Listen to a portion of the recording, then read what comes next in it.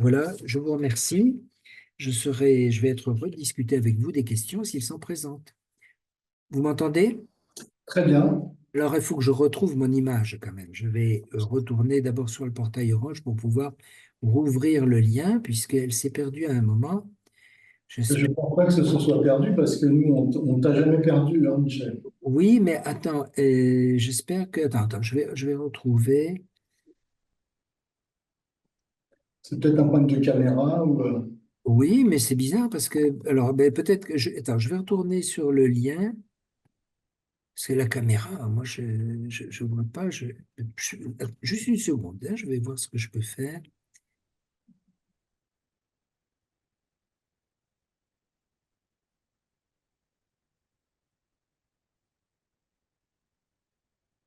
Alors, lien Zoom, j'y retourne.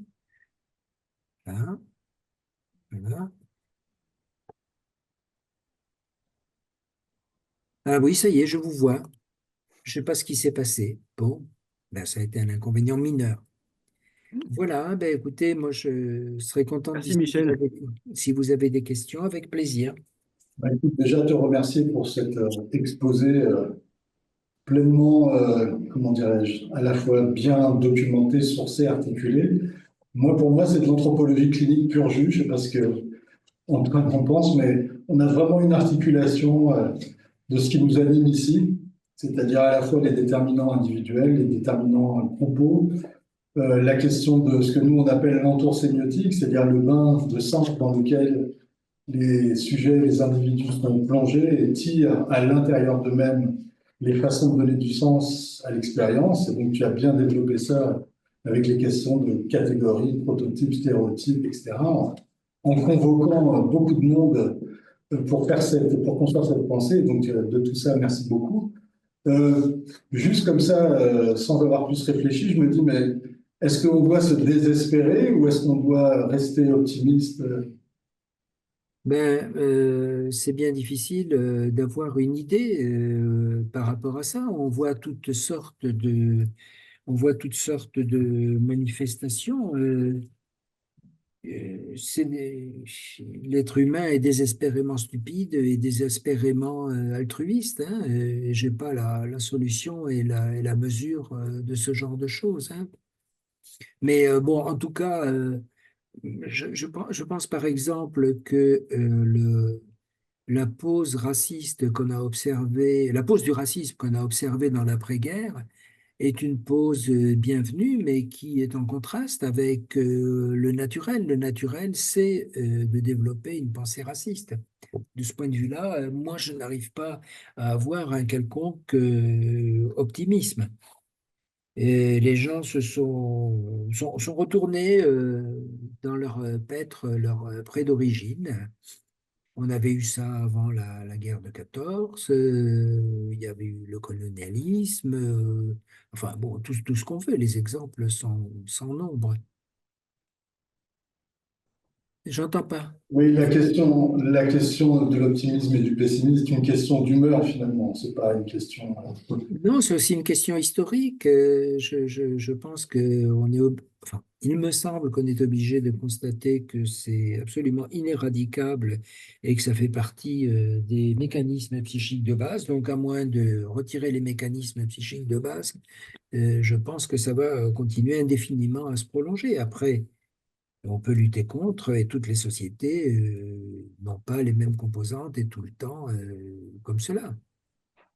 Au fond, on va passer la parole à Alissio qui souhaite intervenir, mais au fond, ce que tu dis, c'est que sur la partie des déterminants individuels, au fond, ce sont des propriétés d'Homo sapiens.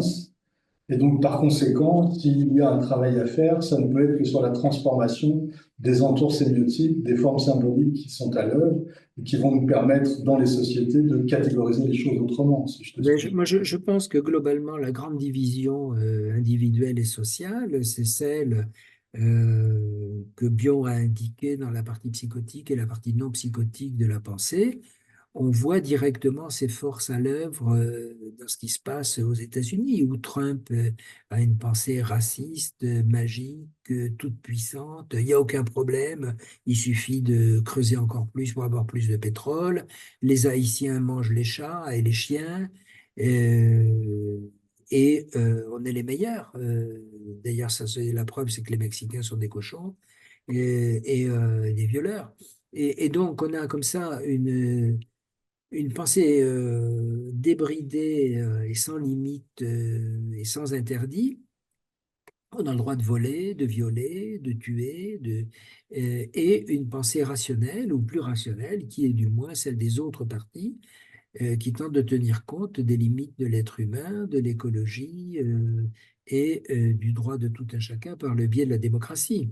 Bon, c'est critiquable ou ça a des limites, mais on voit directement en politique s'illustrer les dynamiques fondamentales de la partie psychotique et de la partie non psychotique du psychisme d'une façon tout à fait convaincante. Et là, ce que dit Bion est tout à fait démonstratif. Oui, Toi, tu voulais intervenir. Je peux intervenir. Vous m'entendez?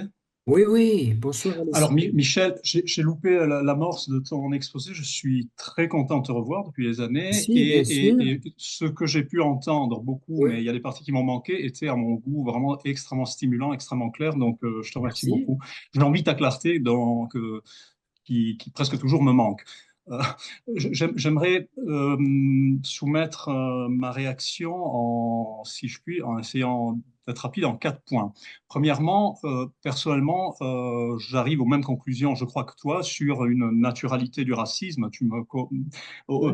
Maté Blanco, par exemple, depuis des années, depuis des décennies, m'a poussé à penser que il faut sereinement, dans une veine assez psychanalytique, comme chez Freud, le fait Hum. accepter l'ambivalence humaine, accepter qu'il y a une spontanéité de posture, réflexion de type raciste. En termes mathéblanquiens, ça serait par le principe de généralisation, les désymétrisations, Voilà, je n'ai pas euh, insisté là-dessus, mais effectivement, ces choses-là. je peux en Donc dire un petit mot. Oui. Hum. là-dessus, effectivement, l'analyse m'a l'air personnellement très convaincante, puissante, hélas, si l'on veut, mais la nature humaine est ainsi faite, et donc nous sommes toutes et tous exposés à devenir racistes en un clin d'œil.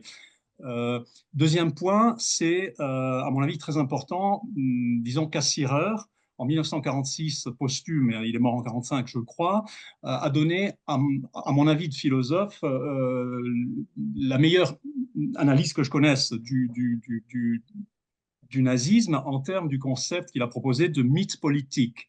Et c'est quelque chose, à mon avis, qui ressemble à ce que nous venons de dire sur une naturalité du racisme, mais lui, il propose l'idée qu'il y a une naturalité du nazisme. Des phénomènes comme le nazisme d'embrasement politique collectif sont, hélas, naturels, et des choses qui ressemblent à Trump actuellement, le grotesque qui devient gagnant. Mais Oui, ça serait pardon. peut-être intéressant que tu nous envoies la référence et qu'Antoine, Ah, oui, je vais oui. mettre un peu de chauffage et Le, qu'Antoine nous la communique.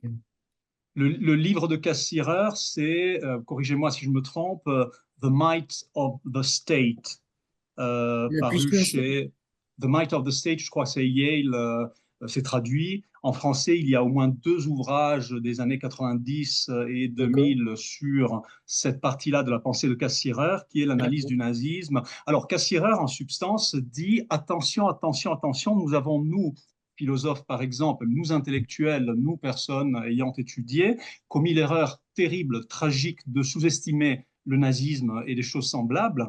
Mettez-y si vous voulez le stalinisme, mais, enfin, le nazisme particulièrement, Mhm. mais c'est naturel que des mythes politiques naissent, c'est une sorte de cancer politique planétaire qui peut renaître, et une fois qu'il est né, il faut vraiment une guerre mondiale où c'est écrasé. Alors Ouais. Cassirer dit ça n'a pas beaucoup été suivi, ça c'est mon deuxième point. Le troisième point est que je crois voir découvert, ça fait des années que j'y travaille, l'existence de ce que je propose d'appeler un champ idéologique. J'ai Mhm. cru comprendre qu'il existe des structures invariantes, parmi lesquelles, par exemple, quelque chose que je propose d'appeler l'extrême droite théorique. C'est-à-dire, le Oui. nazisme et le fascisme ne sont que des cas tout à fait particuliers, mais il y a quelque chose de beaucoup plus profond.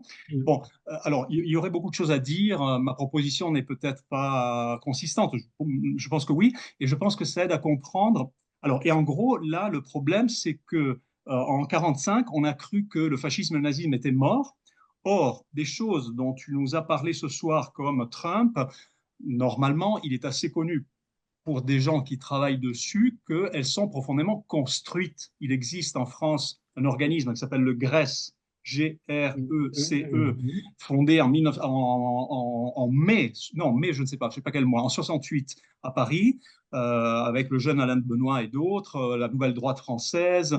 Bon, c'est très étudié, mais il y a une structuration profonde de cette partie-là du racisme qui est l'extrême droite théorique, qui tend à être sous-estimée, là où, à mon avis, c'est totalement dramatique de le faire, de le sous-estimer, parce que elle permet d'avancer à la fois avec des choses grotesques qui font qu'on baisse les armes. On voit Trump, on se dit, et beaucoup d'intellectuels comme Bruno Latour disent, il est stupide, Trump est stupide.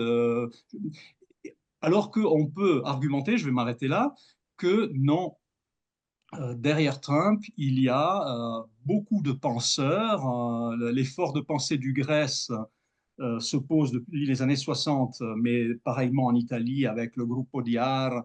Et dans les années 60, à différents endroits d'Europe, les militants d'extrême droite, qui étaient aussi des intellectuels, ont dit il faut arrêter avec le terrorisme, il faut accepter la leçon de Gramsci, philosophe marxiste, mais c'est indépendant de la théorie de Marx, cette idée selon laquelle, pour avoir le pouvoir politique, il faut faire beaucoup de livres. Donc voilà, dans mon analyse, c'est lié au fait qu'il existe des pyramides idéologiques, il existe un champ idéologique qui est structuré. À mon avis, enfin, il y aurait beaucoup à dire, hein, mais pour penser le racisme, à mon avis, dans un sens qui va dans ta direction, il faudrait intégrer cet aspect-là. C'est-à-dire que si l'on ne fait rien, la tendance naturelle individuelle au racisme et collective à structurer cela dans un sens qui, à mon avis, gagne vraiment beaucoup, comme tu l'as suggéré, à être étudié avec la psychanalyse, la psychiatrie et la psychologie, la sociologie. Enfin, tu me trouves d'accord et j'apprends énormément à t'écouter.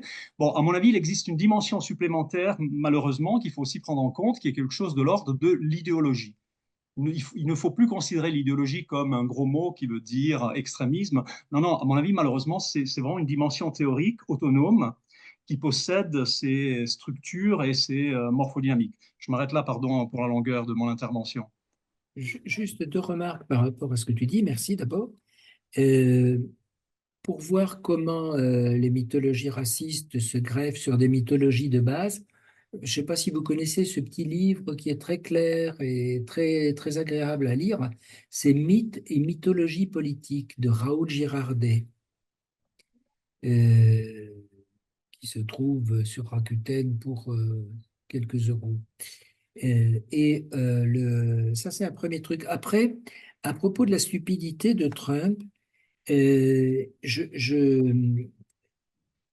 mon idée, bon, d'abord, évidemment, moi j'ai proposé des pistes, mais j'apprécie d'en avoir d'autres et je ne dis pas que j'ai dit des choses définitives.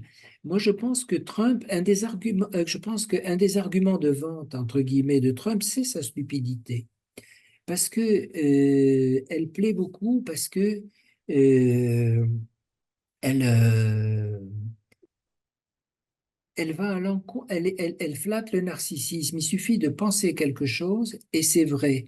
Les gens s'échinent pour avoir une politique épidémiologique cohérente dans des circonstances aussi dramatiques que celle de la Covid, mais avec Trump, c'est pas difficile. Un coup d'eau de Javel dans les poumons et tout repart. Et donc, je pense que ça, c'est plutôt enfin, personne ne pourra le prouver ou prouver le contraire, mais je pense que sa bêtise et plaît beaucoup. Il faut des choses très simples, comme disait une publicité très ancienne, chez Casino, le bœuf c'est du bœuf et le veau c'est du veau. Ça m'évoque ce genre de truc, quoi. Et les hommes, c'est des hommes, et les femmes, c'est des femmes, et, euh, et les noirs, ils mangent les noirs mangent les chats et les chiens. Mais bon, il faut voir, parce que Dans le cas des arguments stupides, je crois que c'est le titre exact, ça doit être de, de la cour d'Espagne au ghetto de Venise de Yerushalmi. Il explique qu'il en fut pour penser que les Juifs avaient des règles, les hommes. Ou bien une de mes amies, lors de son adolescence, ou comme jeune étudiante, se promène en Espagne, elle dit qu'elle est juive, et quelqu'un fait le tour de la table pour voir si elle a des sabots de bouc en guise de pied.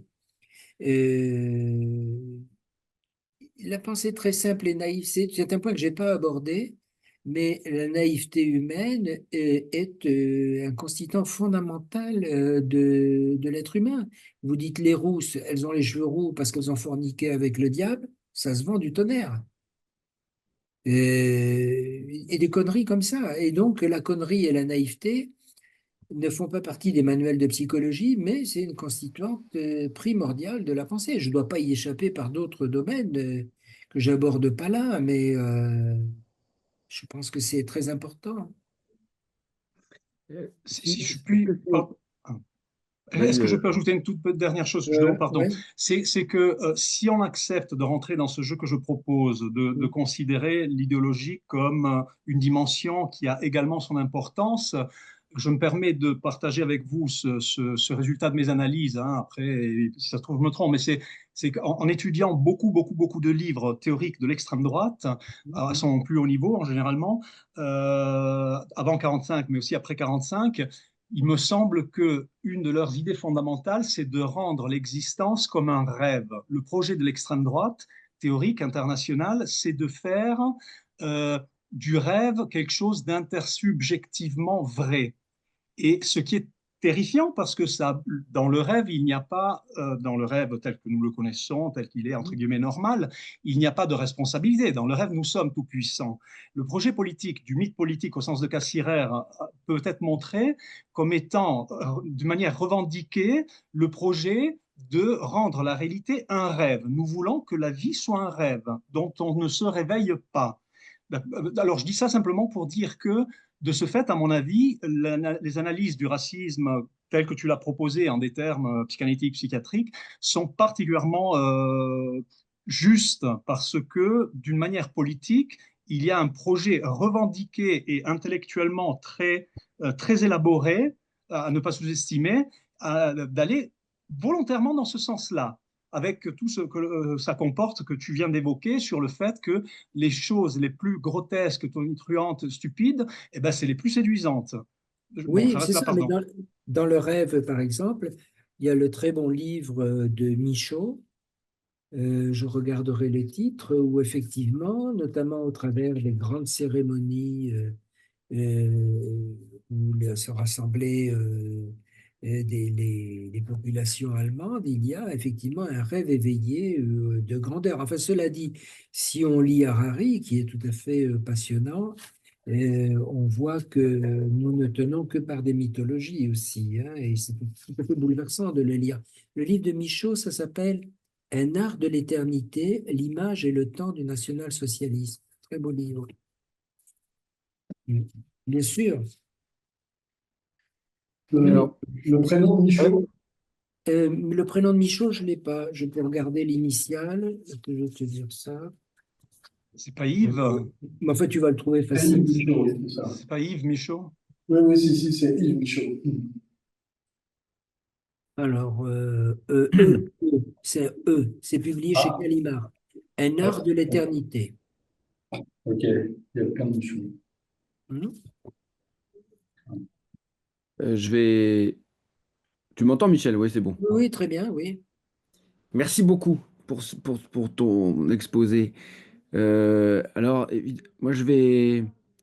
Ce que je me dis, là, à la lumière de ce qu'on est en train de se raconter, je me souviens, je t'avais dit, ah, on pourrait essayer de se poser la question, peut-on soigner le racisme?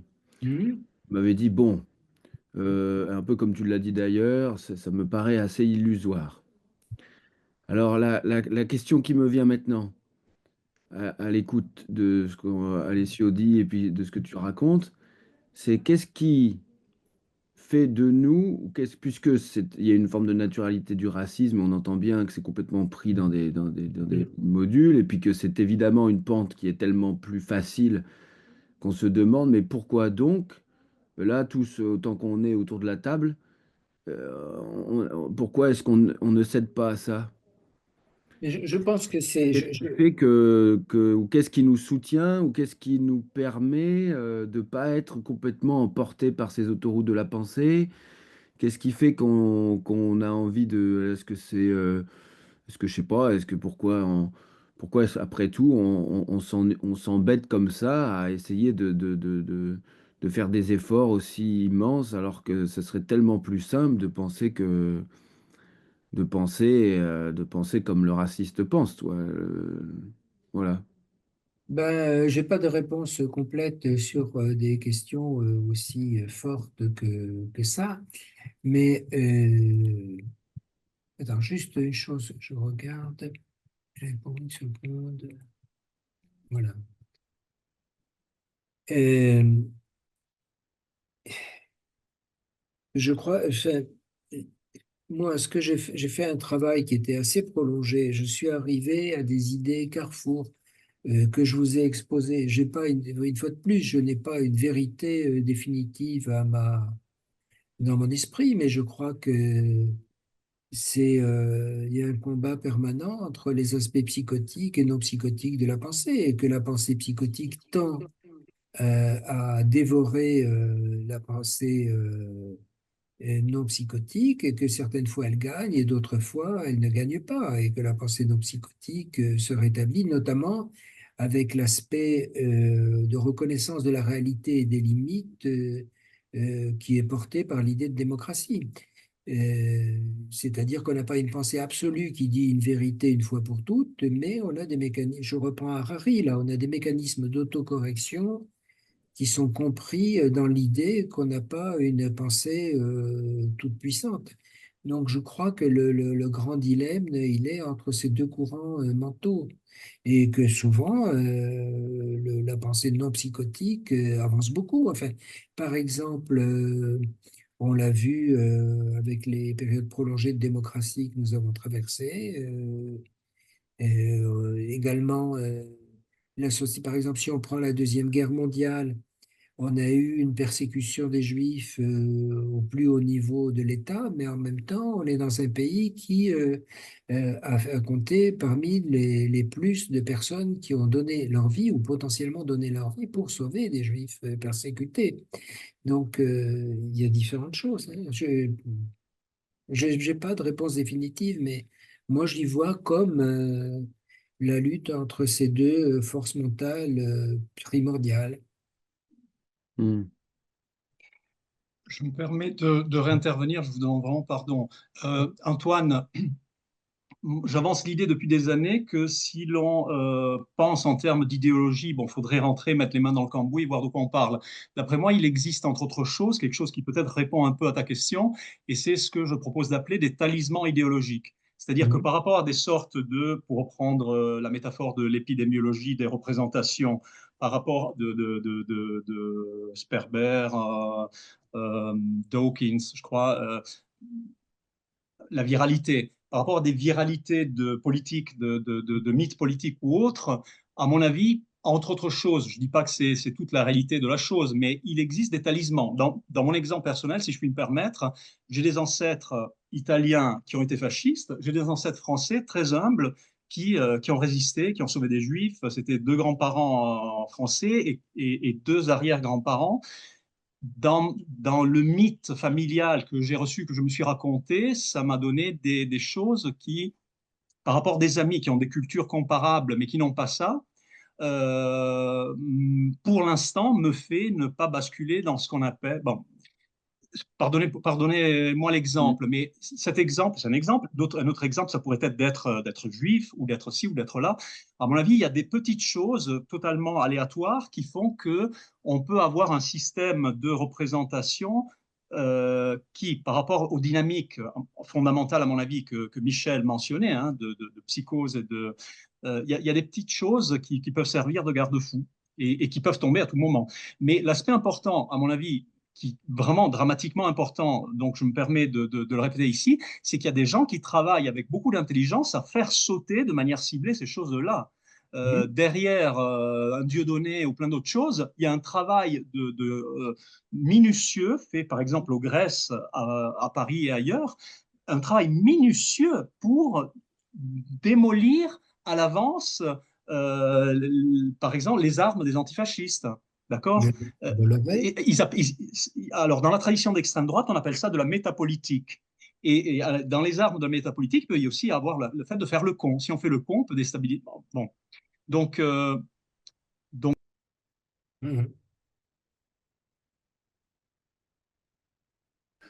Juste un aspect, on a beaucoup dit aux États-Unis justement sur la disqualification de Trump qu'il était, donc il y a la version il est stupide et il y a la version il est fou, il a des troubles psychiatriques.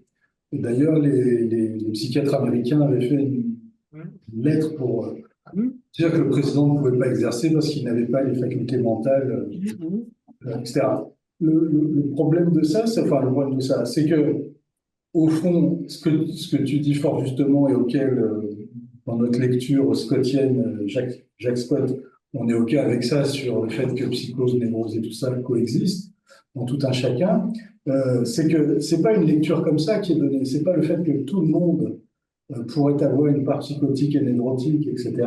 C'est soit on est psychotique, soit on est névrotique. Donc, si on commence à dire que Trump est psychotique, alors à ce moment-là, on rentre dans des disqualifications psychiatriques, ça polarise les débats et on ne peut pas finalement faire entendre ce que tu es en train de dire fort justement, c'est qu'il y a une part psychotique qui est à l'œuvre dans sa façon de fonctionner au quotidien, ce qui est vraiment très inquiétant. Oui, il y a une confusion, il y a une partie où il voit pas tous les jours des martiens devant lui, mais il y a une partie où il confond la réalité et l'idée. Il a l'idée que l'eau de Javel soigne une maladie qui n'existe pas. Bon, ça tient debout pour lui et pour ses partisans. Mais bon, après, où est-ce qu'on va? Ben, c'est difficile à savoir, hein. Je veux dire, il y a eu des épisodes de terreur et il y en a encore dans beaucoup d'endroits, hein. Donc, qu'est-ce que ça peut transformer? Jusqu'où ça peut aller? Jusqu'où ça peut figer la société dans un fonctionnement massivement raciste et à base de mégalomanie? C'est quand même très spectaculaire ce qui s'est passé parce que Trump, c'est un problème, mais c'est surtout qu'il a des électeurs, hein. C'est ça, c'est plutôt ça le problème. Et puis qu'il n'y a pas que Trump dans cette... Ah non, non, il a des bons copains, il a plein de copains, oui.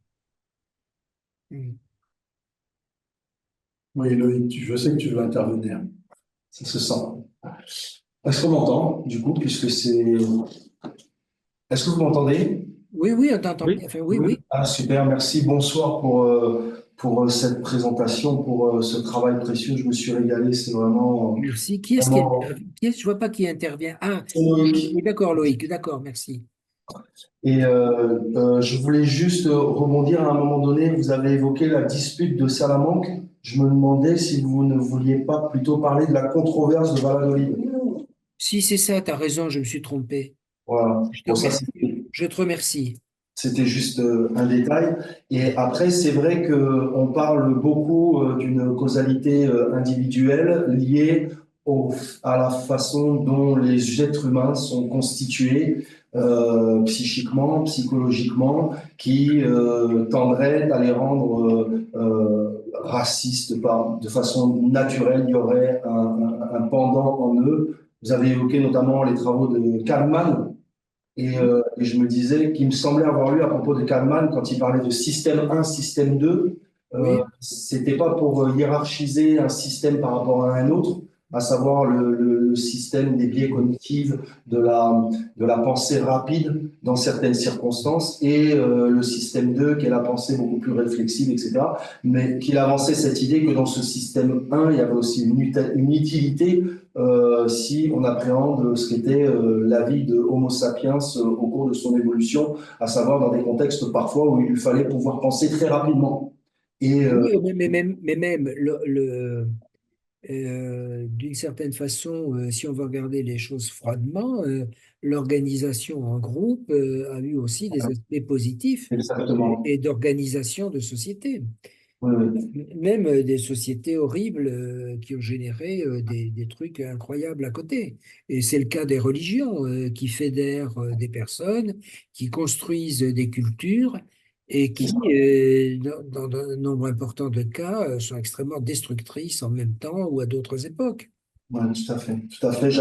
J'avais pensé à d'autres biais négatifs, d'autres biais cognitifs aussi par rapport à celui que vous évoquiez. Je pensais à l'erreur fondamentale d'attribution. Je pensais à la corrélation n'est pas causalité, etc.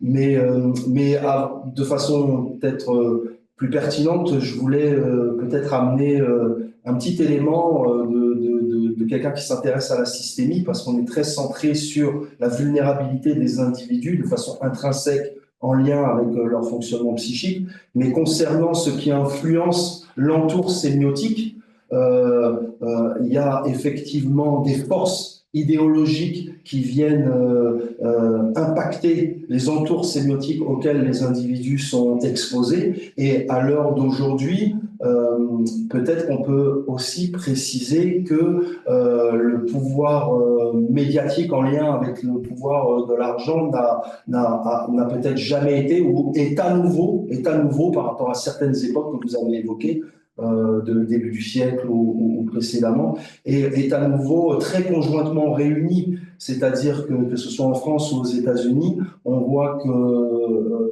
ceux qui disposent d'un pouvoir de frappe absolument exceptionnel pour influencer les entours sémiotiques auxquels les individus sont exposés, ce sont les pouvoirs des gens qui ont aussi du pouvoir au niveau financier. Et la question devient encore plus éminemment politique, je pense que si on envisage ça. Quand on voit que du coup les médias aussi, pour pouvoir exercer une forme d'influence contraire, de résistance par rapport à ces discours où ils vont aller effectivement flatter les bas instincts, flatter les biais cognitifs, les causalités rapides, etc. Ça consisterait en quoi dans les médias? Ça serait de pouvoir refaire de la pédagogie, de mettre en place de l'explicatif, éviter les erreurs fondamentales d'attribution, etc.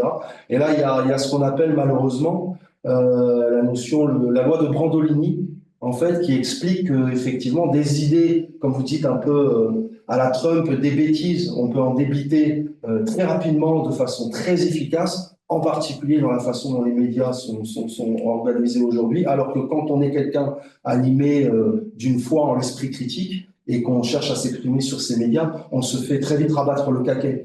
Et voilà, je me disais, c'est vrai qu'on fait peut-être une petite fenêtre ouverte sur la causalité individuelle et la vulnérabilité des individus ou le racisme. En fait, il y aurait des circuits, les autoroutes, vous avez parlé d'autoroutes de la pensée, donc il y a des circuits qui prédisposeraient les individus à être racistes, voilà. Et je me disais, mais est-ce qu'il faudrait aussi, quand même aussi tenir compte de ce qui, dans l'entour sémiotique, vient exposer ces individus à exploiter plutôt leurs autoroutes de la pensée rapide, plutôt que la pensée peut-être un petit peu plus laborieuse, réfléchie, sourcée, qui nous impose un peu plus d'effort. Mais disons, bon, d'abord, pour les biais, je peux me permettre? Pour les biais cognitifs, j'y ai consacré 30 pages dans mon livre. Là, j'ai juste, comme c'est un exposé de 1 heure, j'ai juste mentionné rapidement. Après, tu dis qu'il n'y a jamais eu de truc avant où les choses étaient aussi concentrées. Euh, Si tu veux lier ça avec le racisme, eh bien, quand tu vois, par exemple, que Manchester, pendant des dizaines d'années, je pense que c'est au 19e siècle, peut-être 50 ans, je crois que Manchester traitait 50 ou 75% du coton mondial. Oui, oui. Donc, d'une part, il y avait une répartition des richesses absolument horrible, sauf erreur de ma part. C'est en Angleterre que Engels a commencé à théoriser l'exploitation, à travailler sur l'exploitation du prolétariat. Et en même temps, d'où est-ce qu'il venait ce coton? Il venait beaucoup d'Amérique. Et en Amérique, il y avait une répartition du pouvoir qui était abominable. À la fois, les femmes ne votaient pas, les Noirs étaient dans les champs de coton. Bon, c'est palpier ce qui se passe sous nos yeux, mais il y a eu d'autres exemples auparavant qui étaient absolument horribles, hein. Oui, oui, au contraire, je disais que c'est peut-être un retour à une situation où il y avait une connexion assez marquée entre les situations de pouvoir absolument commensurables en termes de pouvoir de diffusion Mais c'est, mais de c'est ce- oui, mais c'est ce que j'ai dit tout à l'heure, c'est-à-dire je pense que ce livre que j'ai fait m'a convaincu de l'importance primordiale des courants psychologiques sous-jacents au racisme. Mais je ne dis pas qu'il ne faut pas considérer les trucs économiques, hein. Quand tu conquiers, je te dis, quand tu conquiers l'Amérique centrale, tu as intérêt à avoir des Indiens qui sont des sous-hommes, hein, C'est ça. etc. Mhm. Voilà.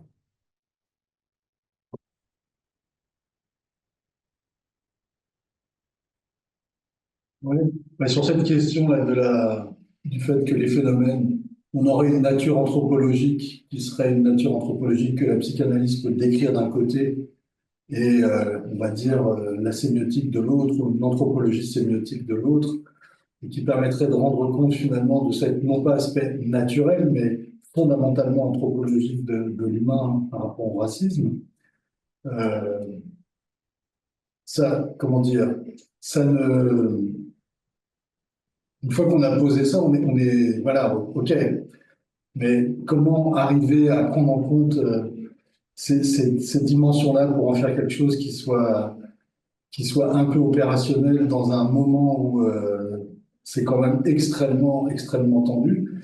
Je pensais à Cassirer sur l'idée de rémanence, c'est-à-dire que le fait que les phénomènes culturels, donc ce qui dépend de l'entour sémiotique, sont dépendants dans l'histoire, dépendent de circonstances, mais que les formes fondamentales se reproduisent très régulièrement. Et je me demandais si, dans ta description, Michel, s'il n'y avait pas une dimension comme ça, c'est-à-dire que des phénomènes auxquels on assiste aujourd'hui sont la rémanence de phénomènes qui se sont passés effectivement au XXe, au XIXe, au XVIIIe, au XVIIe, et probablement sous d'autres cieux et d'autres latitudes à d'autres époques. Mais disons que comme moi j'ai accumulé de la littérature pendant très très longtemps sur des horizons extrêmement différents, bon, il y a une encyclopédie des racismes qui a été publiée par en France, je ne sais plus comment il s'appelle, un type très connu, avec un nom russe. Taguieff, Hein? Taguieff, Oui, c'est ça, Taguieff. Taguieff ou Targuieff. Bon, il y a aussi une encyclopédie en langue anglaise, donc effectivement, les dominations d'un groupe par rapport à un autre, ou même la domination des pauvres par les riches, les pauvres subissent un déclassement sociologique. C'est eux qui sont moches, qui puent la sueur. Et les riches définissent ce qu'est l'élégance, et ça va de pair avec le pouvoir économique, va de pair avec le pouvoir symbolique. Bon, c'est Bourdieu qui l'a dit, c'est pas moi, hein. Hmm. On peut l'étendre aussi aujourd'hui aux questions de genre. Oui. Hmm.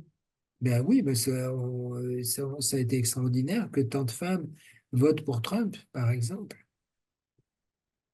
Ben oui, les questions de genre sont très importantes. Il suffit de voir depuis quand les femmes votent, par exemple. Mais c'est pour ça que dans mon livre, quitte à me perdre un petit peu, je ne me suis pas limité au racisme tel qu'on le décrit le plus classiquement. Et je pense qu'il n'a pas de spécificité par rapport à la domination et au rejet d'un groupe par un autre sous un prétexte quelconque. La question du genre étant un exemple, ou des sexualités. Hmm. Voilà. Est-ce qu'il y a d'autres commentaires ou questions par rapport à l'intervention de Michel. Bonjour, une question à poser. Bonjour. Bonjour. Donc, je suis étudiant en psychologie clinique et du coup, par rapport à ce que vous disiez, moi, je pensais plutôt à un mécanisme pervers qu'un mécanisme vraiment psychotique, dans le sens où, dans la perversion, ce qui différencie quand même de la psychose, c'est qu'il y a un désaveu d'une partie de la réalité et qu'on est vraiment sur un déni de castration. Et en fait, dans ce qu'on voit dans les travaux de Racamier et de KS, c'est qu'on est vraiment dans le champ de l'anti-pensée. Et en fait, contrairement à la psychose dans lequel, par exemple, Lacan va dire que le nom du père est forclos, dans la perversion, en fait, ce qui se passe, c'est qu'on remplace un ersatz du nom du père, on établit une idole, en fait, qui vient remplacer l'idée qui empêche le groupe constitué en tant que pervers d'accéder à une pensée critique. Moi, je le pensais plutôt comme ça, mais après, ça fait sens aussi ce que vous dites sur Mais, Bion, mais moi, je le pensais pas tant forcément du côté de la psychose que de la perversion, avec le mécanisme de démenti plutôt.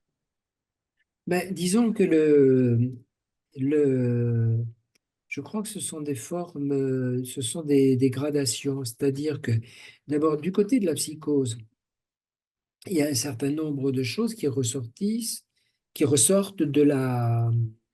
du déni de la réalité dans le racisme. Bon, donc mais après, cet aspect psychotique, il est compris il est compris dans des psychismes, dans des proportions extrêmement variables. Et par exemple, si on dit l'exemple que j'ai déjà repris, les Haïtiens mangent les chats et les chiens, bon, on a quelque chose qui plaît de par l'aspect délirant, et l'aspect délirant dans le sens que c'est pas la réalité. Après, bien sûr qu'on a une utilisation dans le sens de la perversion, dans un registre de grand plaisir apporté par le racisme. Par exemple, Le Pen est un homme tripal qui, par procuration, enfin, était un homme tripal qui, par procuration, permettait d'avoir un grand plaisir. Par exemple, avec l'épidémie d'Ebola qui menaçait en Afrique, il se permettait des jeux, des bons mots. Monseigneur Ebola va résoudre les problèmes de l'immigration africaine. On rigole bien, on a du plaisir. Ou bien lorsqu'il rencontre Stoléru et qu'il lui demande au décours d'une conversation, on m'a dit que vous étiez binational. Il y a une prise de pouvoir. Tu es jeune, mais c'est un truc ancien où il y avait eu un débat qui avait dérapé et donc où il invectivait Stoléru qui est d'origine juive roumaine, pour sous-entendre qu'il était à la fois français et israélien. Donc ça évoque d'autres scènes, c'est-à-dire quand des nazis, quand des SS débarquent dans un train et qui demandent aux hommes de baisser leurs pantalons. On va voir qui est circoncis. Bien sûr qu'il y a un plaisir de la prise de pouvoir qui n'a d'égal que la désespérance sous-jacente à ça. On le voit avec ce salopard comment il s'appelle, de Dieudonné, qui donne du plaisir. Les gens vont le voir, rigolent. Et il prévoit un spectacle. D'abord, il dit que Simone Veil est morte peu de temps auparavant. Il ne s'est jamais intéressé à lui. Et après, il annonce que qu'est-ce qu'il annonce? Un truc comme quoi il va organiser un barbecue à telle occasion. Donc, c'est très, très sympa. On va faire cuire, le lien est là, on va faire cuire Simone Veil au barbecue. Donc, il y a un plaisir de la perversion qui repose sur une lutte contre le désespoir. Et les proportions sont variables selon les individus. Chez Breivik, on a plus quelque chose qui est de l'ordre de la psychose dans son manifeste. Il avait été classé schizophrène par les experts qui s'en étaient occupés. Lui-même a refusé, il a voulu être jugé. Et c'est un délire à ciel ouvert. Enfin, ça vaut Schreiber. Oui, c'est un peu le conjointement entre paranoïa et perversion, en fait. C'est-à-dire Ben qu'on est oui, enfermé dans un délire, mais avec une valeur de jouissance derrière, en fait. Oui, la jouissance, c'est la jouissance de se débarrasser de la détresse. C'est l'inversion. Mhm. Merci beaucoup. Mais au point de vue pervers, on a Zemmour, qui donne beaucoup de plaisir aux ceux qui le suivent. C'est un personnage destructeur, il n'y a pas Kupatoussi, il y a plein de gens, enfin, il y a plein de trucs, il fait des trucs comme ça. Il est pas psychotique au sens d'un grand délirant, je te dis, qui parle à Dieu tous les jours, mais il colmate ça par de la perversion. Et l'aspect psychotique, c'est sa pensée est absolue. Pourquoi on arrête 17 fois plus aux faciès des Nazarabes et des Noirs dans la rue? Parce que c'est comme ça. C'est eux les trafiquants. Justification, c'est parce que c'est comme ça. C'est-à-dire qu'il y a une pensée absolue, non relativisable. Donc ça, c'est des questions de degré de radicalité des mécanismes psychotiques et de leur degré d'envahissement de la pensée globale. Mhm. Du coup, ça pose quand même une question sur le contexte, c'est-à-dire de se dire, tu dis, bon, le problème, c'est pas tant propre que ses électeurs. On pourrait dire la même chose pour les extrémistes de droite en Europe Mhm. ou ailleurs dans le monde. Ils ont la possibilité de voter, parce que dans d'autres, Mhm. c'est pas le cas. Alors du coup, est-ce que ça voudrait dire que, donc tu dis d'un autre côté qu'il y a des déterminants individuels qui sont du côté du narcissisme, notamment, et que les bons clients pourraient être les narcisses blessés. Alors évidemment, tous les narcissiques blessés ne deviennent pas racistes, mais il y a un bon potentiel, si j'ai bien suivi ton début d'exposé. Est-ce que tu as une idée de qu'est-ce qui fait qu'on a autant d'électeurs? Est-ce qu'il faudrait penser qu'il y a beaucoup de narcissiques blessés dans nos sociétés contemporaines, postmodernes? Moi, je pense que c'est pas les sociétés contemporaines. Euh, je pense que le narcissisme, c'est quelque chose de très fragile chez tout un chacun, qu'on est tous exposés à des souffrances narcissiques potentiellement importantes, qu'il y a le biais de négativité qui est ce phénomène psychologique qui est que quand on va recevoir 10 compliments dans une journée et un reproche, eh ben, on va remâcher le reproche. Et puis que tu peux très facilement blesser les gens avec quelques toutes petites remarques.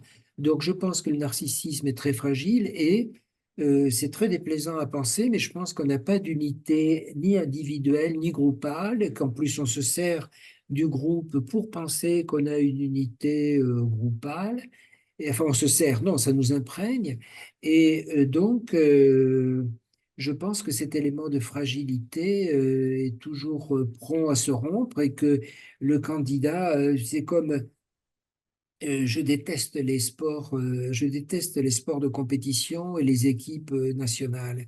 Mais je pense que ça sert le même truc. Tu regardes le rugby, ton équipe est formidable, tu es d'un pays formidable, et si tu te sers de Maté Blanco, tu peux penser que ce qui a un point commun partage tous les points communs. Il y a un effet de diffusion comme ça. Donc, si tu partages l'amour du même maillot, tu vas partager la même mégalomanie. Mais bon, ça reste en principe sur le stade, sauf quand les gens se cognent et s'entretuent.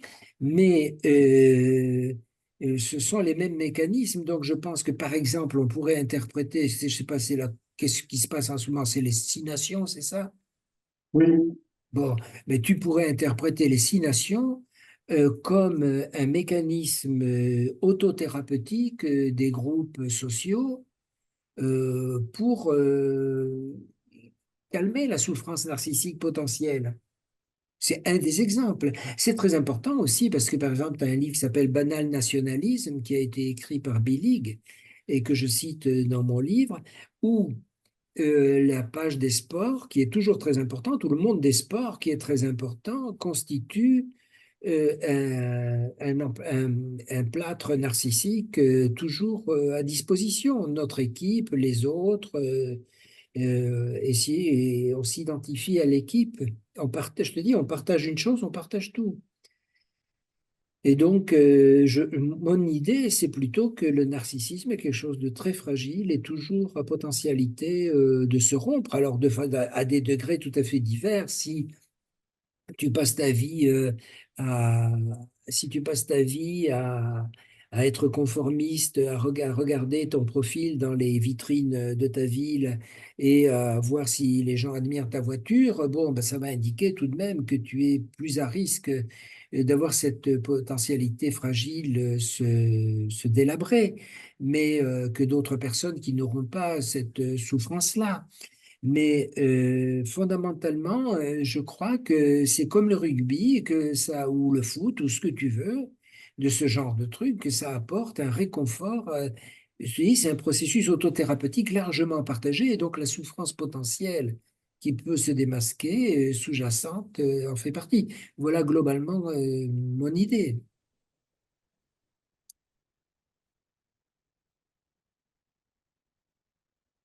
Est-ce qu'il y a une dernière question pour Michel ou un dernier commentaire avant que nous nous donnions à notre suite de soirée? Ah,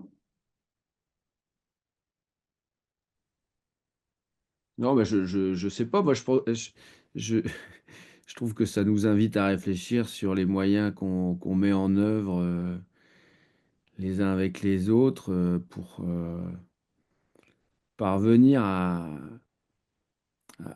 en effet, répondre à cette question d'un narcissisme extrêmement fragile, toujours sur le point de se rompre, de se dissoudre, de se confondre. Regarde, Qu'est-ce qui nous permet effectivement dans les différents espaces de rencontres que l'on peut faire, dans les différentes réunions, dans le croisement des jeux d'identification et de différenciation, comment on peut passer d'un espace à l'autre et articuler ça ensemble de façon à ce qu'effectivement, c'est un peu comme Jonas il écrivait à propos en citant Amin Malou, voilà. c'est-à-dire en fait, qu'est-ce qui fait qu'effectivement on arrive à, je sais pas, à soutenir une ouverture à l'autre, tout en n'étant pas complètement envahi par l'autre, mais en même temps, voilà, sans se rompre ni se dissoudre, quoi. Je pense que ça, c'est. Et il y a une. Alors, peut-être comment passer du plaisir à la joie, peut-être parce que la joie, peut-être serait c'est du côté de cette ouverture. Qu'est-ce qui fait qu'effectivement, plutôt que d'être dans l'exercice sadique ou de la jouissance, du plaisir à dominer l'autre, qu'est-ce qui nous permettrait de transformer ça de façon à nous ouvrir à la joie de la rencontre, quelque chose de cet ordre? Je vais méditer là-dessus toute la nuit, je pense, ça c'est sûr, Eh Michel. bien, moi, comme je ne suis pas Dieu, je n'ai pas la réponse définitive. Non, mais c'est vrai que moi, j'étais fort avec cette question au moment des élections, et je pense que bon, ça revient, mais et où effectivement, dans la rencontre qu'on pouvait faire dans nos centres de consultation, je me disais, mais comment faire pour réussir à partager quelque chose avec toutes ces personnes que l'on rencontre? Et j'imaginais qu'il y avait quand même une différence énorme entre les soignants, l'équipe soignante qu'on était. Moi, Et puis j'imagine, toutes ces familles qu'on reçoit qui étaient plutôt à penser que l'extrême droite allait être vraiment la solution. Et je me disais, mais comment est-ce qu'on travaille ça? Comment est-ce qu'on fait pour prendre ça en compte? Et tout ça. Et ça, pour moi, c'est resté une question qui est un petit peu redescendue parce qu'on est moins dans l'actualité branchée sur cette espèce de questions épineuses comme on l'était au moment des législatives. Mais ça reste complètement, enfin, pour moi, ça reste une question complètement moi, cruciale et je ne sais pas comment faire, hein. Là, mais disons qu'en partie, euh, si on abrutit les gens, ça favorise les idées simples parce que les gens sont privés d'un appareil à penser. Parce que, par exemple, quand on voit que la ministre de l'Éducation américaine je suis à peu près dans ces termes-là, hein, est une ancienne présidente d'une fédération de catch et qu'elle est poursuivie pour abus sexuels et qu'elle veut fissurer l'appareil éducatif américain, on imagine que ça peut donner sur des gens qui ont pas pas le pognon pour aller à l'école, qui habitent à des dizaines de kilomètres, qui doivent se fatiguer en autobus, qui n'ont pas des bons profs, etc. Ça favorise une éducation par Homer Simpson, quoi. mm. Et Et c'est compliqué, hein? Probablement que l'abrutissement des masses favorise une pensée simpliste qui se répand. Mm. Je ne sais pas si je peux. De Marjorie, tu peux parler si tu veux. Tu nous mets un petit mot. Peut-être que tu peux donner ton idée oralement et puis qu'on te voit. Si ça ne te dérange pas. Non, pas du tout. Bonjour. Ah, je sais pas si on Bonjour. m'entend par contre. Ouais. Bonjour. Non, je disais juste que j'ai le sentiment, enfin, parce que vous questionnez du coup la santé mentale de Trump, en l'occurrence, et puis bien d'autres. J'ai quand même le sentiment qu'il y a une utilisation intensive en fait, et qui est quand même réfléchie du coup par des personnes qui détiennent le pouvoir et qui du coup, enfin, c'est ce que vous étiez en train de dire finalement en même temps, qui utilisent euh, qui utilisent peut-être ce racisme comme comme un outil politique, un outil de manipulation, un outil de pouvoir, un outil, et auquel cas, voilà, est-ce qu'on est du coup, est-ce qu'on questionne la santé mentale ou est-ce qu'on questionne Mais l'appétence du pouvoir en fait? moi, Ça. j'ai pas questionné enfin, ce n'est pas mon propos principal, hein, puisqu'au Hmm, contraire, il me semble que ce sont des mécanismes largement partagés et qui peuvent se durcir. hmm, Mais bon, les populations ont des santé mentales très problématiques, hein. Quand tu vois que les gens croient en Dieu, que Dieu fait tel exploit, etc., c'est de la pensée psychotique qui confédère le groupe. Ce sont des mythes communs. Enfin, hmm. je veux dire, il suffit de prendre n'importe quelle religion, tu as Superman à tous les étages. Et donc, les gens croient à Superman. Bon, et c'est pas demain que ça va s'arrêter, hein. C'est anthropologique. Comment? C'est anthropologique. Hmm. L'humain a besoin de croire, Oui, c'est ça, bien sûr, c'est un besoin phénomène. d'appartenir, il a besoin, c'est un des moyens par rapport à l'angoisse existentielle, oui. Ben oui, bien sûr, parce qu'en général, la vie se termine mal. Si tu crois, tu vas comme un super U, tu accumules des points, et quand tu as le carnet qui est bien rempli, tu vas vivre encore plus longtemps et ça va être le pied. Et ça marche très bien. C'est un truc qui se vend comme des petits pains. Donc, enfin, ce sont effectivement des mécanismes anthropologiques basiques qui vont continuer, je suppose, encore au moins une dizaine d'années, hein, peut-être un peu plus. Il y a des chances. Mhm. Pour faire le lien avec Dieu, les super-héros, pendant la campagne américaine, les Mhm. supporters de Trump utilisaient des affiches et de pancartes où Trump était présenté en super-héros, Ben, comme un Superman. ah oui, mais il les a vendus lui-même. Il a vendu comme les cartes Panini. Je ne sais pas s'il était en pompier, en super-héros, etc. Enfin, c'était d'une naïveté confondante. Bien sûr, oui, tout à fait. Et en plus, comme il a eu un miracle, là, ça a tout foutu par terre. Ben oui, c'est ça. Enfin, je suppose que ça a dû jouer beaucoup aussi, hein. Beaucoup Mais d'Américains ont repris ce discours-là d'une manière extrêmement puissante. C'est-à-dire, Dieu a voulu qu'il soit président des États-Unis. La preuve, bien oui. évidemment. C'est bien tout. Le problème, c'est que Dieu existe, quoi. Ben, il est sur le billet, il est sur les billets américains, In God We Trust. C'est sur les billets des dollars. C'est écrit dessus. Bien sûr, alors voilà, je crois que c'est des tourbillons qui, à certains moments, se durcissent plus et génèrent des phénomènes radicaux. Et J'ai et à d'autres moments sont plus flous, moins tendus, quoi.